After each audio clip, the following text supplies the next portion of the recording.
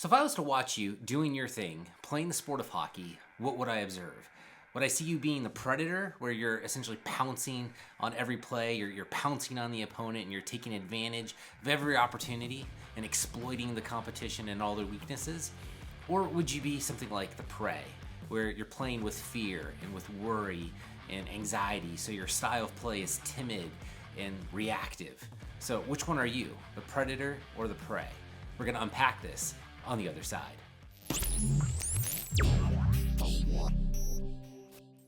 Hey, I'm Scott Schwartley. I'm a performance and sports psychologist with GritBase. And at GritBase, we're all about helping people like you become better hockey players. All right, so today what I want to talk about is the difference between the predator and the prey in relation to the sport of hockey. So if you play like a prey, like a rabbit or a gazelle, what are you doing? You're running away from the competition. You're running away from the opponent.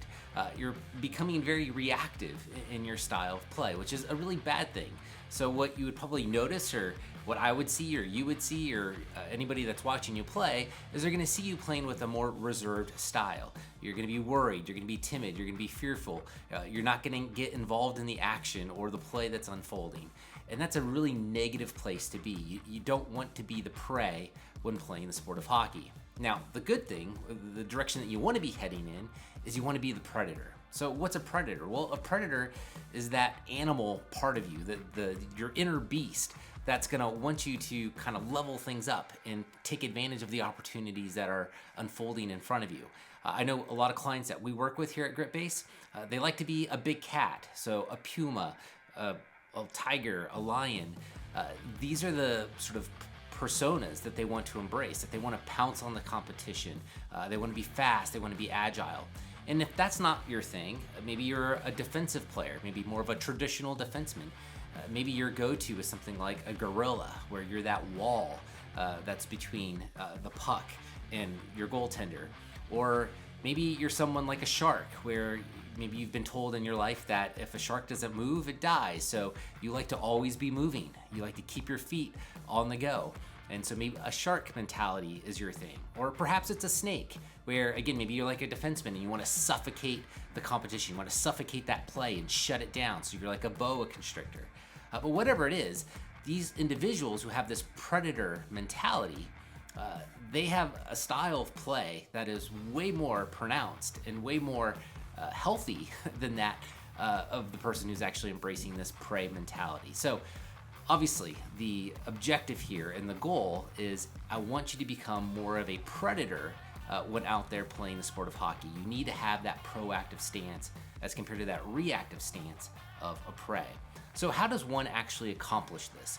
Well, there are actually 3 things I specifically want to walk you through right now. So 3 easy steps to ignite sort of your own inner beast, where you can play with killer instincts. All right, so let's talk about number 1. So number 1 is to break the pattern that's happening. So what you want to do here is, by breaking this, you're going to essentially tell your brain to sort of kickstart the process of, again, igniting those killer instincts to get into this predator mentality. So easy ways to do this is, when you get back onto the bench, find a thing that you can do to sort of break the pattern and remind yourself of, okay, it's time to turn on this inner beast. So it could be taking your water bottle and squirting water in the air. It could be just simply stomping your feet. Whatever it is, find a trigger that works for you to start the process of breaking the pattern and getting you into this predator mentality. All right, let's talk about number 2, which is breathing. So once you have ignited and sort of kickstarted this process, you've broken the pattern, you want to now start prepping your body to get into this sort of animal persona. So you want to be mindful of your breathing. There are many breathing techniques out there. One of my personal favorites is conscious breathing, which is simply something you probably want to do before your game. But while you're in the game itself, a way to sort of calm your nerves down, to lower your heart rate, is to practice what the Navy SEALs call 4x4 breathing. It's also known as box breathing. So what you want to simply do is, at the bottom of your breath, wait for 4 seconds. Inhale, take 4 seconds to do that. At the top of your breath, wait for 4 seconds. And then as you exhale, take 4 seconds to do that. Rinse and repeat. Try to do this while you're on the bench, even if you're huffing and puffing. Take time, take a minute or two, practice your sort of not conscious breathing here, but your 4x4 breathing, and it's going to allow your heart rate to settle down. It's going to allow you to recenter yourself and start focusing on your next shift. And then finally, we get into number 3. So number 3 is all about giving yourself permission to now let that inner beast emerge. So you're going to begin the process of letting that come to the surface.